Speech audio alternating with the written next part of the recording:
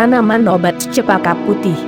Cempaka putih atau biasa juga disebut dengan kantil merupakan bunga yang mempunyai aroma sangat harum. Bunga yang mempunyai nama lainnya Michelia alba ini merupakan bunga khas dari Jawa Tengah.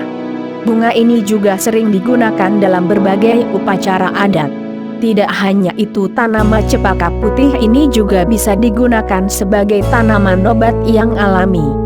Salah satu khasiat dari tanaman obat ini adalah untuk mengatasi bau badan dan ketiak, mengobati masalah vertigo, kepala pusing, mengatasi sinusitis, mengobati perut kembung, mengobati batuk rejan, mengobati keputihan, dan batuk berdahak. Semoga bermanfaat dan berkhasiat.